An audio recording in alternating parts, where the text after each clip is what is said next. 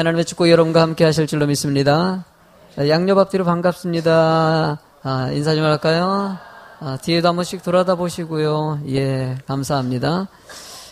오늘 뭐 성가대 찬양이 예배가 예배되긴 한다. 오늘 설교 제목하고 내용하고도 또 어느 정도 연결이 되는 것 같아서 참 좋습니다. 말씀 끝나고 나서는 아까 우리 성가대 찬양을 불러야 될 것 같네요. 너무 좋네요. 자, 우리 한번 제목을 한번 읽어볼까요? 변화의 시작은 예배이다. 예. 예배, 하나님께서는 예배를 통해서 하나님이 살아계시고 우리들을 주관하신다는 것을 우리가 또 인정하고 그 앞에 온전히 맡기고 내려놓는 거, 드리는 거, 이것을 예배라고 합니다. 성경에는 그래서 예배에 대한 내용들이 너무나도 많이 담겨져 있습니다. 시편 50장 23절을 먼저 한번 읽고 시작할까요? 시작. 감사로 제사를 드리는 자가 나를 영화롭게 하나니 그의 행위를 옳게 하는 자에게는 내가 하나님의 구원을 보이리라. 예배를 하나님 앞에 온전히 드리는 것은요, 하나님 앞에 진정한 성도로서의 삶을 갖다가 표현하는 것이라고 얘기하는 겁니다. 그러다 보니까 교회 안에서 우리가 지금 예배 드리고 있지 않습니까? 이 예배는 정말 중요한 것입니다. 그렇기 때문에 개척하면서 어떻게 예배를 드려야 될까라는 생각을 참 많이 했어요. 개척하고 나서 어떻게 예배할까? 그래서 다른 교회 예배도 많이 드려보기도 하고 또 여러 가지 예배에 관한 책도 읽어보고 그래서 예배 스타일을 한번 만들어 보려고.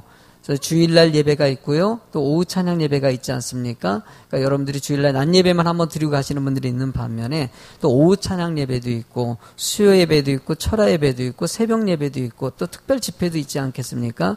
그래서 저도 맨 처음에 그 틀을 갖다가 만들어 놓으려고 정말 여러 가지 다양한 자료를 갖다 모집해서 우리 교회 예배 틀을 만드는 거예요. 그래서 이게 개척하면서 시작됐던 틀이 지금까지 그대로 오는 겁니다. 약간씩 뭐 순서를 약간 바꾼 건 있지만은 이 틀이 그대로 가고 있죠. 또 설교도 마찬가지입니다. 뭐 주일날 뭐 예배 가운데 가장 중요한 것이 설교이다 보니까는 설교는 또 어떻게 할까 생각하다가 저는 강의 설교를 갖다 중심으로 갖고 있습니다. 그러니까 말씀을 쭉 이어서 하는 그런 설교 패턴을 되게 좋아하고요. 성경 말씀을 조목조목 이렇게 설명해서 하는 것이 너무나 은혜가 돼가지고 그래서 강의 설교를 갖다 일단 주로 삼고 있습니다. 주일날 낮 예배 같은 경우 여러분들이 지금 듣는 설교 같은 경우는 강의 설교이면서도 사실 낮 예배 설교는 초신자 비율이 좀 높은 편이기 때문에 그래서 가장 쉬운 설교를 좀 준비합니다. 예배도 그렇고 꼭 대지 설교를 준비하고 그러면서 성도님들이 조금 이해를 돕고자 다양한 접근 방식을 사용합니다.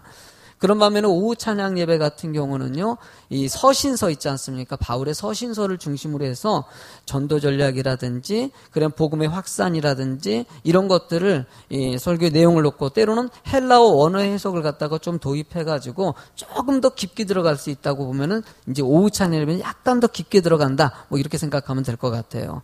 그런 반면에 수요 예배 같은 경우는 성경 공부로 틀을 잡은 거예요. 그래서 역사서를 중심으로 해가지고 성경에 있는 모든 역사서를 하나씩 뽑아가지고 성경의 그런 내용들을 갖다가 역사와 시대적인 배경과 환경과 모든 조건들을 갖다가 끌어내가지고 설교하는 것이 수요예배 설교입니다.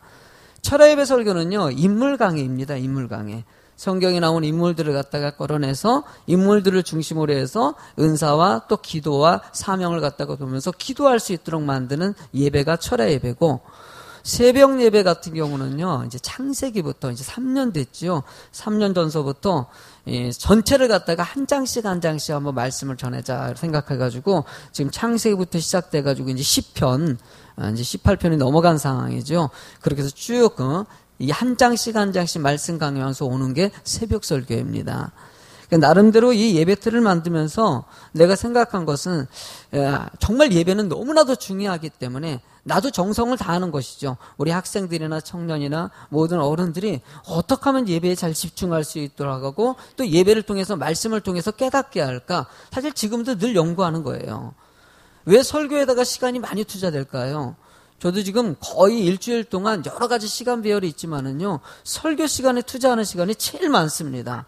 뭐 앉아가지고 책 읽는 것도 설교를 위해서 하는 것이고, 설교 이제 목차를 딱 정해놓고 나면은요, 강의 설교이기 때문에 설교 준비하기는 되게 좋아요.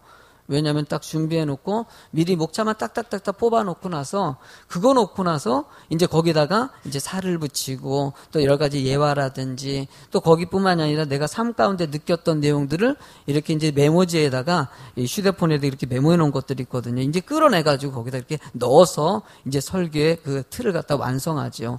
그러고 나서도 맨 토요일 날 저녁 같은 경우는요. 되게 고심을 많이 합니다. 또 다 해놨는데도 불구하고 읽어보고 또 읽어보고 이게 좀 부족하네. 이걸 조금 더 좀 설명할 수 있지 않을까 뭐 이렇게 연구하고 하다가 이 책 저 책 쳐다보고 하면서 설교를 갖다가 완성해가면서 이제 오늘 이렇게 주일날 설교를 하게 되는 것이죠. 그러니까 주일날 설교가 이 낮예배 설교가 제일 많이 준비한 설교예요. 제일 오랜 시간 준비한 거고. 그런 반면에 이제 새벽 예배 설교 같은 경우는요. 막 지어낸 찐빵 같은 거. 그러니까 그 전날 말씀 묵상하고 나서 새벽에 말씀 한 번 더 묵상하고 전하기 때문에 그냥 다이렉트로 정하라고 볼 수 있겠죠. 그렇기 때문에 새벽 예배 설교 같은 경우는 아주 따끈따끈한 막 지어낸 밥이라고 생각하면 될 것 같아요. 어쩔 때는요, 새벽 예배가 저에게는 더 은혜가 될 때도 많이 있어요. 그러니까 주일 낮 예배는 여러 가지 과정을 거치면서 또 은혜도 되지만은요, 때로는요, 이 성령의 역사와 임재를 갖다가 깊이 있게 전하지 못하고 틀에 짜여진 데서 가잖아요. 그러니까 이건 딱 각본에 정해진 거예요. 여기서 벗어나지가 못해요.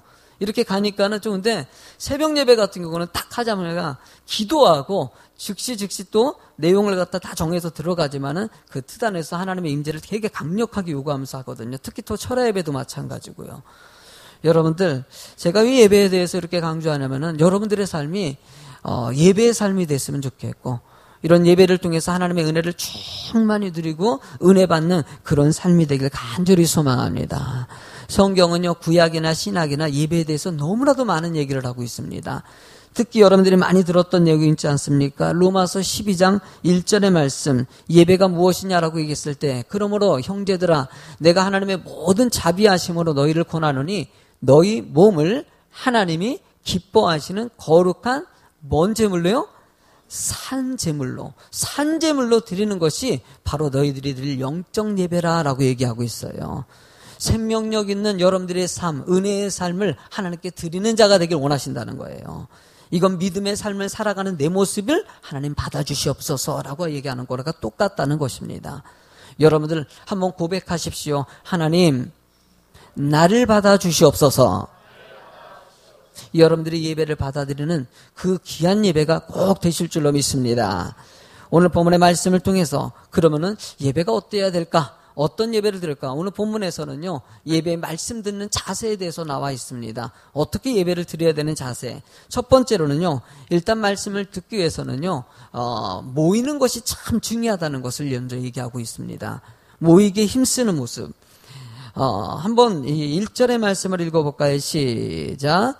이스라엘 자손이 자기의 성읍에 거주하였더니 7째 달에 이르러 모든 백성이 일제히 수문학 광장에 모여 학사 에스라에게 여호와께서 이스라엘에게 명령하신 모세의 율법제를 가져오기를 청하매. 여러분, 느헤미야가 성벽 공사를 다 마무리했습니다. 마무리하고 나서 인구조사 다 끝난 다음에 첫 번째로 한 것이 무엇입니까? 예배였다는 것이에요. 근데 이 예배가 다른 예배랑 틀린 것이 느헤미야가 모여서 예배라. 자, 예배 드릴 테니까 여러분들 모십시오. 오늘 8시 50분에 예배 드리니까 이렇게 오신 거 아니겠습니까? 이런 것이 아니라 백성들이 자발적으로 움직였다는 것이에요. 성벽 재고 나서 우리 예배 드리길 간절히 소망합니다. 그리고 이전에 예배 드리는 틀이 아니라 모든 백성들이 모였다는 것이에요. 여러분들 이게 신학적으로도 의미하는 바가 있습니다. 2절의 말씀도 한번 읽어보시겠습니까? 2절 시작. 7달 초하루 제사장 에스라가 율법책을 가지고 회중 앞 곧 남자나 여자나 알아들을 만한 모든 사람 앞에 이르러. 여러분들 이게 왜 역사하는 바가 좀 있냐면은요, 당시에 이스라엘 백성들 같은 경우는요, 남자들만 예배에 참여하고 남자들이 성경 공부하는 것이지 여자들이 참여한다는 것은 거의 있을 수 있는 일 아니었어요. 여러분들 이제 느헤미야를 좀 이해하려면은요, 이 느헤미야서는 구약의 성경이 몇 권 있습니까?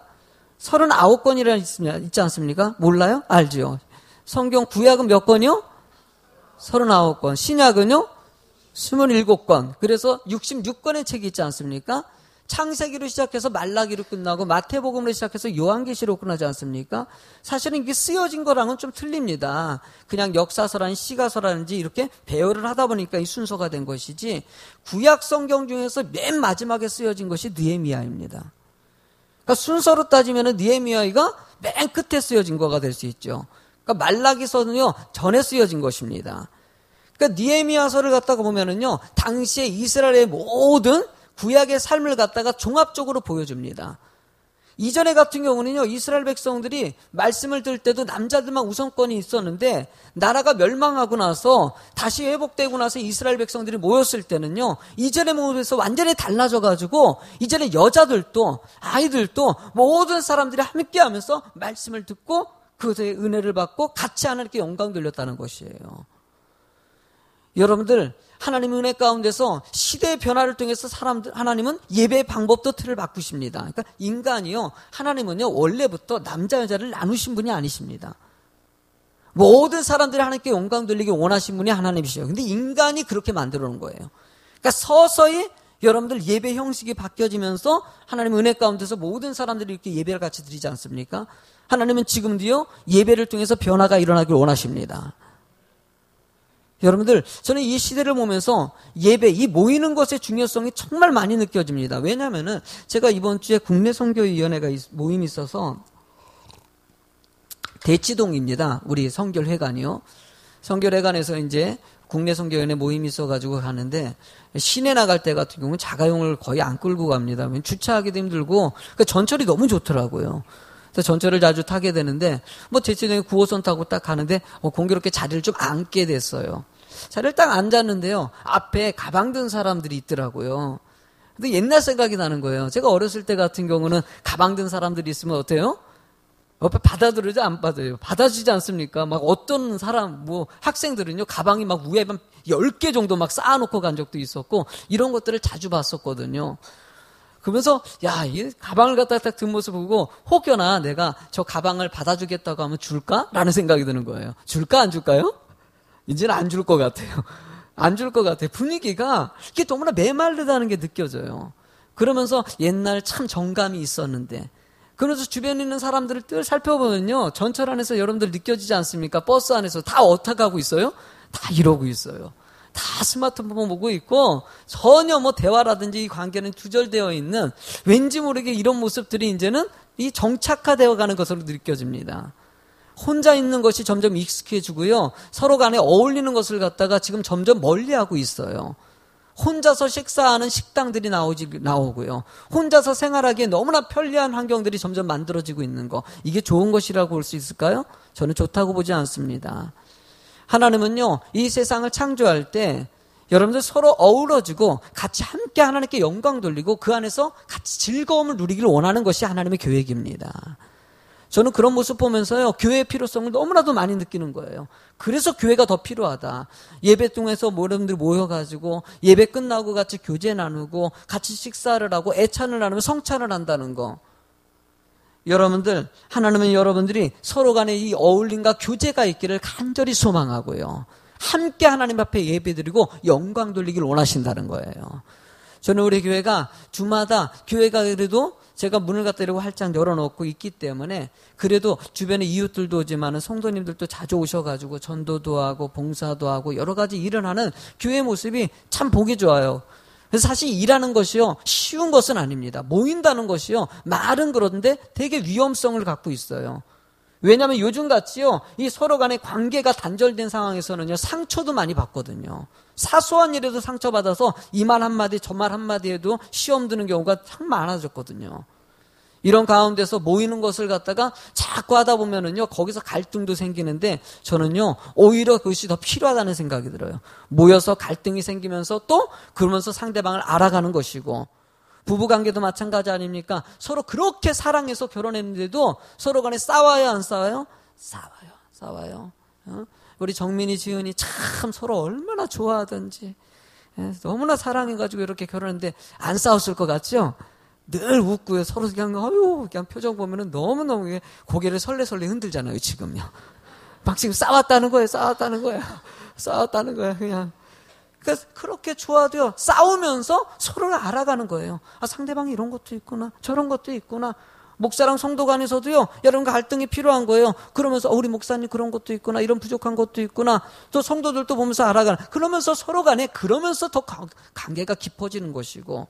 그러니까 여러분들이 힘들어지고 어려울 때 그래서 그걸 이겨내야 되는 거예요. 그래야지 더 깊은 관계가 되고 더 은혜가 관계가 되기 때문이에요. 여러분들 초대교회 놀라운 부흥의 역사를 얘기할 때마다 사도행전 2장 얘기하지 않습니까? 2장 46절의 말씀 한번 크게 읽어보세요. 2장 46절 사도행전 없어요?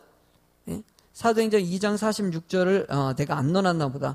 제가 읽어드릴게요. 그럼 한번 성경 찾아봐요. 아, 성경 한번 요즘에 성경 너무 떴네요. 그 사이에 한번 같이 읽어보세요. 시작.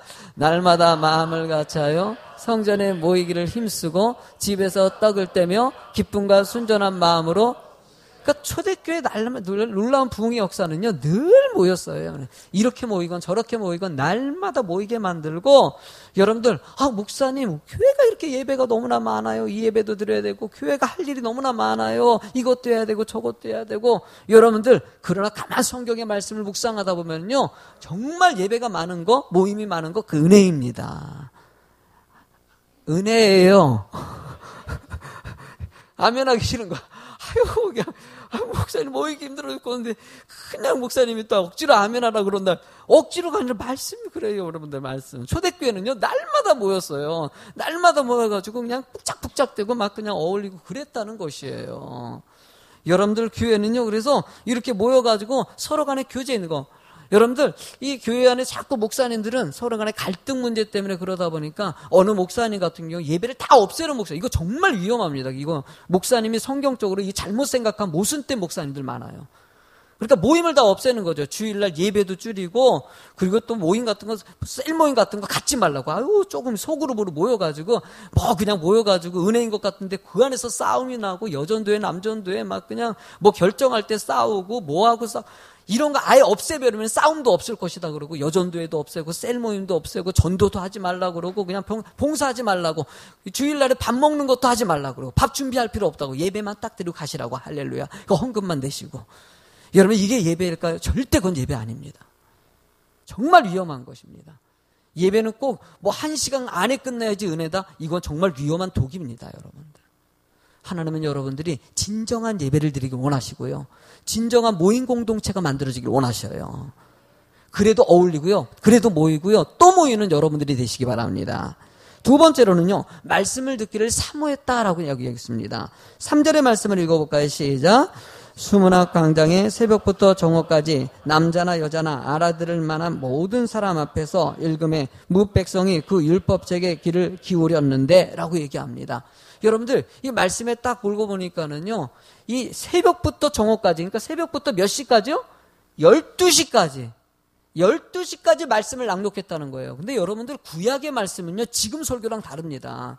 지금 설교는요, 제가 여기다 예화도 넣고 여러 가지 있었던 얘기도 하니까 여러분들이 그래도 가끔 성도님들이, 우리 학생들이 저한테 이런 얘기할 때가 있어요.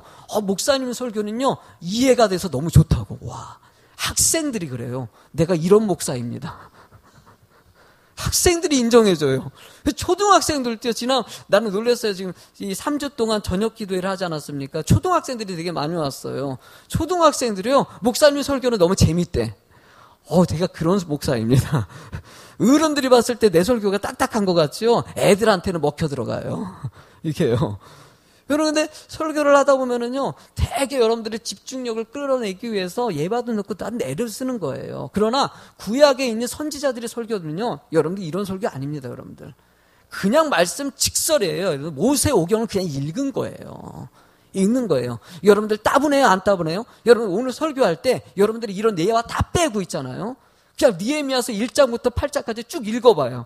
여러분들 그럼 예배 끝나고 나서 예배가 왜 이래 설교가? 목사님께 설교를 내가 오늘 그렇게 한번 해볼까?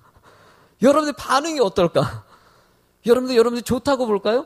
목사님이 성의도 없이 설교 준비도 안 했는데 이 소리 할 거예요, 분명히요. 당시에 에스라는요, 설교 준비 안 한 거예요. 그냥 있는 내용 그대로 읽은 것이에요, 여러분들. 그런데도요, 여러분들 몇 시간 동안 6시간이 넘도록 여러분들이 그 말씀에 집중하고요, 흔들림 없이 은혜를 받았다는 것이에요. 어디서 기인합니까? 여러분들 사모하는 데서 기인하는 것이에요. 말씀을 사모하면은요, 여러분 은혜가 됩니다. 아무리 내가 힘들고 어렵더라도요, 여러분들 오늘 설교도요, 말씀을 사모해 보십시오, 여러분들. 아, 오늘 목사님이 무슨 말씀 전할까? 내가 오늘 이 말씀 듣고 꼭 은혜 받을 거야. 그러면요, 정말 은혜가 됩니다. 그러나 여러분들 머릿속에 딴 생각 가득 차고, 아유, 빨리 끝났으면 좋겠다. 오늘 설교. 시간 보고 말이죠. 자꾸 얼굴 뒤로 돌리고, 시계 안 걸으면 걸고 얼굴 이렇게 뒤로 돌리고, 오죽했으면요, 예배 시간에 성도님들을 집중하게 만들기 위해서 가장 중요한 것이 뭐냐고 누가 물어보니까 시계를 앞에다 도는 거라고 얘기해요. 여러분들, 하나님이 여러분들이 말씀을 잘 듣기를 원하고요, 은혜 받기를 원하십니다. 내가 사모할 때 그 말씀이 내 말씀이 되는 거예요. 여러분들 마태복음 13장 18절의 말씀을 보면은 한번 쭉 읽어보실래요? 씨 뿌리는 자의 비유 너무나 중요한 거 아니에요? 한번 읽으세요. 내용이 다 답이니까. 시작. 그런즉 씨 뿌리는 비유를 들으라. 그 다음에 아무나 천국 말씀을 듣고 깨닫지 못할 때는 악한 자가 와서 그 마음에 뿌려진 것을 빼앗나니 이는 곧 길가에 뿌려진 자요 불밭에 뿌려졌다는 것은 말씀을 듣고 즉시 기쁨으로 받되 그 말씀에 뿌리가 없어 잠시 견디다가 말씀으로 말미암아 환난이나 박해가 일어날 때는 곧 넘어지는 자요. 가시떨기에 뿌려졌다는 것은 말씀을 들으나 세상의 염려와 재물의 유혹에 말씀이 막혀 결실하지 못하는 자요. 좋은 땅에 뿌려졌다는 것은 말씀을 듣고 깨닫는 자니 결실하여 어떤 것은 100배, 어떤 것은 60배, 어떤 것은 30배가 되느니라 하시더라. 여러분들 밭은요, 말씀 듣는 자세를 얘기하는 것이에요. 여러분들이 어떤 밭이냐는 거예요. 돌짝 밭일 때는요, 그냥 돌짝이 따뜻한 기운이 있어서 씨앗이 떨어지면은 일단 싹을 내는 것 같은데, 여러분이 바람이 분다든지 태풍이 불으면 씨가 날아가지고 금방 죽어버리는 것 같이 여러분들의 말씀의 밭이 이런 돌짝 밭이 되지 말라는 것이에요. 말씀을 할 때 아멘하고 쫙 받아들여요. 이 말씀은 내 말씀이다 받아들여요. 가시떨기에 심어졌다는 것은요, 싹을 일단 냅니다. 쭉 올라갑니다. 올라가는데 가시들이 이렇게 옆에서 찔러대지 않습니까? 그래서 더 자라지 못하고 죽는 거. 그러니까 말씀을 갖고 은혜는 받아요. 이렇게 살겠다고 다짐을 한다고 애를 쓰는데 조금만 시험이 온다든지 누가 막 그냥 사람이라든지 물질이라든지 건강이라든지 이런 시험이 오면은 순간에 넘어지는 말씀 잡는 자세예요. 그러나 좋은 땅은요, 여러분들 내가 그 말씀을 사모하고 이 말씀이 내 말씀이고 이 말씀 듣고 내 삶에 큰 은혜로 삼겠다고 다짐하는 밭을 얘기하는 것이에요. 그런 사람들에게 30배, 60배, 100배 결실이 이어진다는 것입니다. 하나님은 여러분들에게 말씀을 잘 사모하고요, 하나님의 은혜 가운데 깨닫는 자가 되기를 원하시는 것이죠.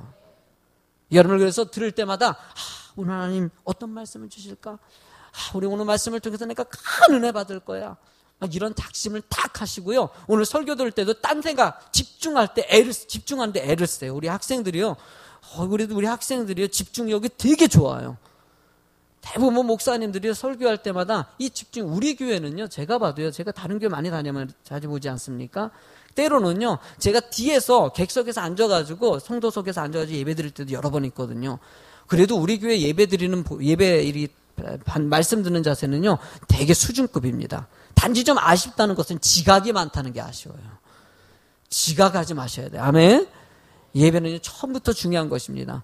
일찍 오셔가지고 예배 드리는 자세, 그리고 너무 뒤에 앉는 것이 아니라 앞자리부터 앉는 것이 은혜입니다. 앞자리부터 앉아가지고 말씀을 사모하는 자세. 그래서 이런 도전을 하세요. 원래부터 뒤에 앉는 게 마음 편한 분이 계셔요. 그런 분들이 있어요. 이해해 주셔야 돼요. 그런 분들은요, 한 칸만 도전해 보는 것이에요. 한 줄만 도전해 보시고, 그러면서 조금 더 하나님 앞에 말씀을 사모하는 마음을 가져볼 때 여러분들이 더 말씀에 깊이 들어가는 은혜가 생깁니다. 세 번째 이야기를 하겠습니다. 제목을 한번 읽어보시겠습니다. 시작. 말씀대로. 말씀을 사모하고 잘 들었다면은요, 결단하는 것이 중요합니다. 5절의 말씀을 읽어볼까요? 시작. 에스라가 모든 백성에 서서 그를 목전에 책을 펴니 책을 펼 때 모든 백성이, 자, 에스라가 말씀을 갖다 폈더니요, 모든 백성이 일어났다는 것이에요. 이 일어난다는 의미가 상당히 성경적으로 봤을 때는 의미한 바가 있습니다. 일단은요, 일어설 때는요, 구약에는 경외할 때 일었습니다. 경외하고, 그리고 그 말씀을 받아들인다는 자세를 표현하는 것이에요. 그러니까 하나님 앞에 일어섬을 통해서 하나님, 이 말씀을 정말 사모하고 하나님을 높여드리기를 원합니다. 이런 자세를 얘기하는 것이죠. 여러분들 하나님은요, 이 말씀을 갖다가 여러분들 깊이 있게 깨닫는 노력과 의지를 갖다가 가지길 원하셔요. 말씀을 그러니까 잘 들어야 됩니다. 어떤 할머니가 예배를 드리러 와가지고 조카가 자꾸 손주가 전도해가지고 교회 왔다고 합니다. 예배를 딱 드리는데 목사님 설교를 잘 들었대요. 나름대로요. 잘 들었는데 도대체 이해가지 않는 말씀이 있대요. 응?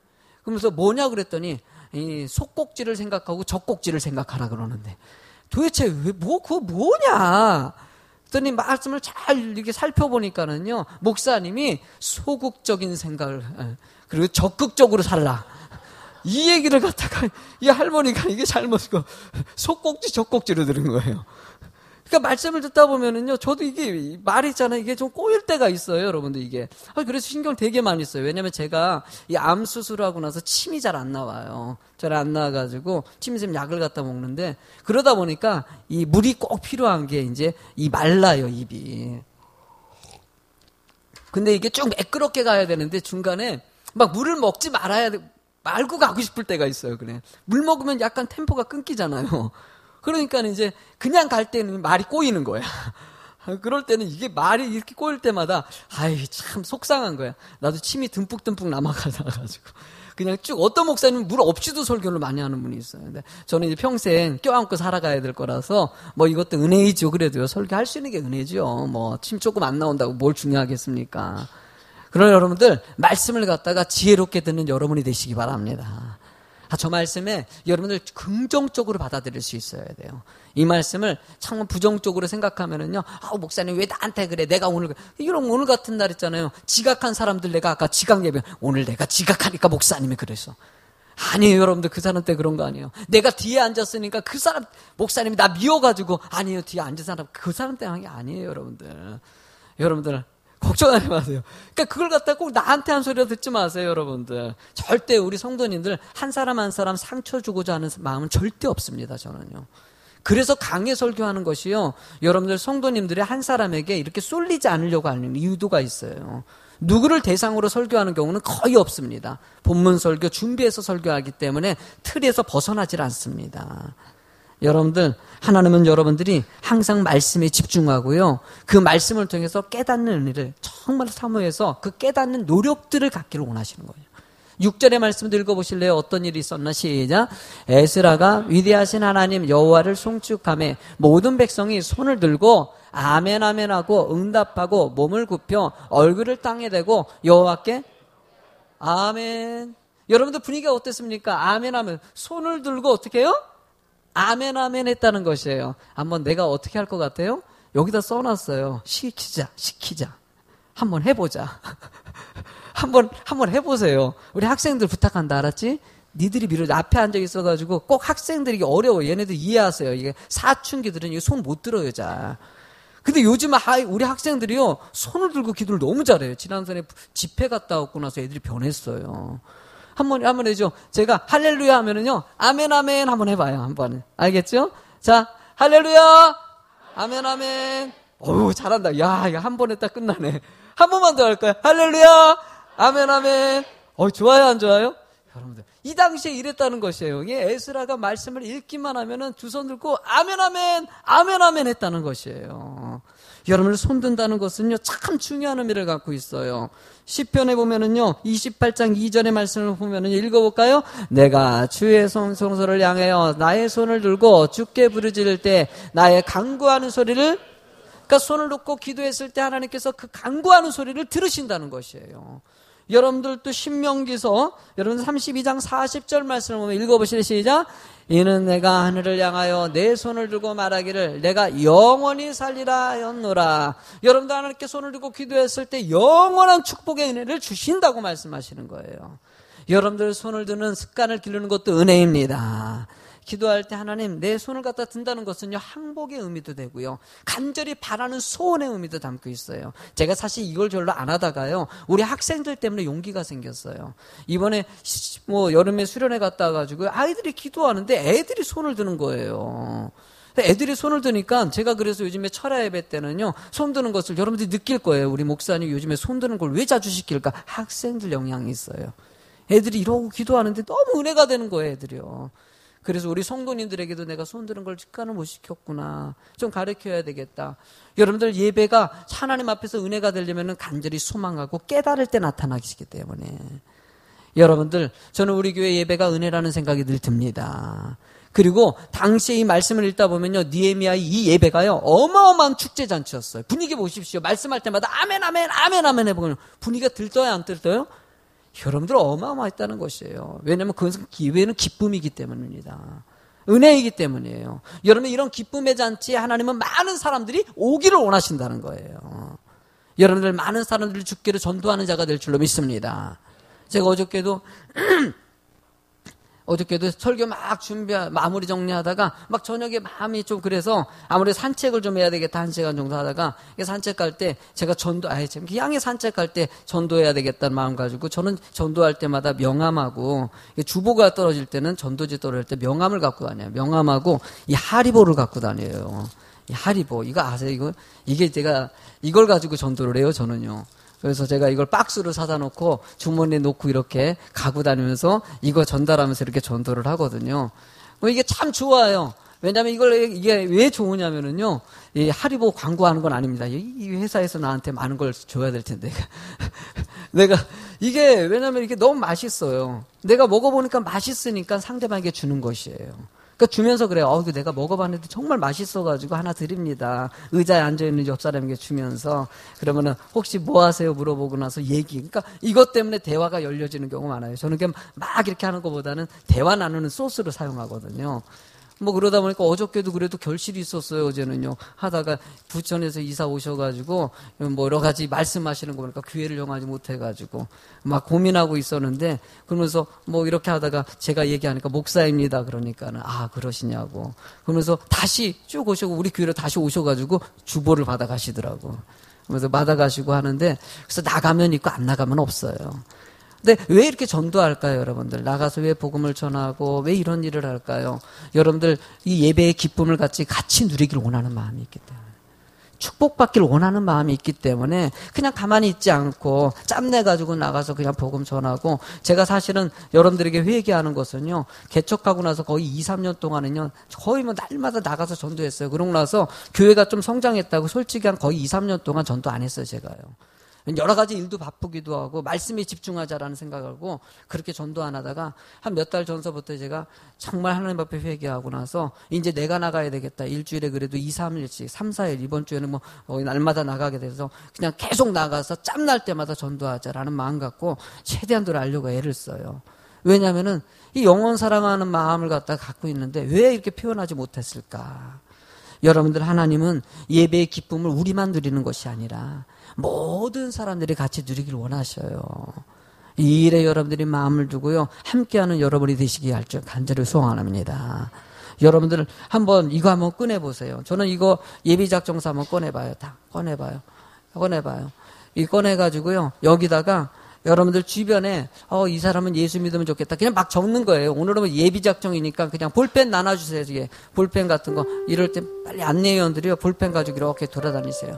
하시면서 여러분들 거기다 한번 이렇게 적어보세요. 여러분들 앞에 먼저 이렇게 오셔가지고 여러분들 볼펜 한번 이렇게 적어보세요. 저는요 전도가 너무 중요하다는 생각이 들어요. 순간순간 우리가 이거 놓치면 안 되거든요. 옆 사람에게 볼펜 줄 사람 주세요. 나눠주세요.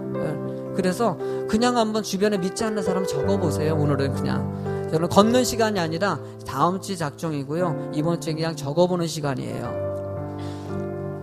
우리 학생들도요 한번 친구들 적어봐요. 친구들 우리 학생회가 또 부흥하기 위해서는 여러분들이 한번 이렇게 적어봐요.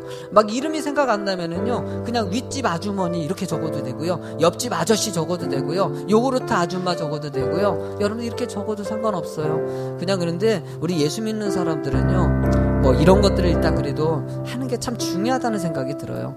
너무나 적기가 불편하면 안 적어도 상관없습니다. 억지로 하는 건 아니니까요. 그래도 한번 해보세요. 여러분들 주변에 정말 같이 예수 믿었으면 좋겠다. 같이 예수 비전교회 같이 다녔으면 좋겠다. 이런 마음 가지고 한번 해보세요. 여러분도 은혜가 될 것입니다. 그냥 적는 것 자체로도 그냥 은혜가 됩니다. 한번요. 친구들도 한번 같이 천국 가자 마음 가지고 한번 적어보세요. 이런 마음을 가지고 여러분들이 정말 따뜻한 예배의 실천이 있었으면 좋겠다 생각 듭니다. 우리 적으시면서 제가 찬양을 불러드릴게요. 어떤 찬양일 것 같아요? 아까 송가대가 불렀던 찬양, 그거 너무 좋아서 그 찬양을 갖다 제가 불러드릴 테니까는요. 자, 적으신 분들은 같이 부르세요. 알겠지요? 우리에게 소원이 하나 있네. 우리에게 소원이 하나 있네. 주님 다시 오실 그날까지 우리 가슴에 새긴 주의 십자가 사랑, 나의 교회를 사랑케 하네. 우리 교회를 향한 우리만은 희생과 포기와 가난과 고난, 하물며 죽음조차 우릴 막을 수 없네. 우리 교회는 이 땅에 있마. 교회를 교회되게, 예배를 예배되게 우릴 사용하소서. 진정한 풍의 날 오늘 임하도록 우릴 사용하소. 우리 처음부터 한 번 더 부를까요? 우리에게 소원이 하나 있네. 주님 다시 오실 그날까지 우리 가슴에 새긴 주의 십자가 사랑, 나의 교회를 사랑케 하네. 주의 교회를 향한 우리만은 희생과 포기와 가난과 고난, 하물며 죽음조차 우릴 막을 수 없네. 우리 교회는 이 땅에 교회되게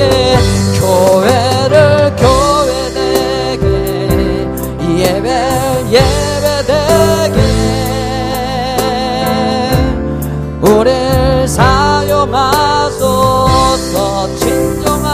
진정한 풍의 날 오늘 임하도록 우릴 사용, 교회를 교회되게 하네. 교회되게 예배되게 우릴 사용하소서.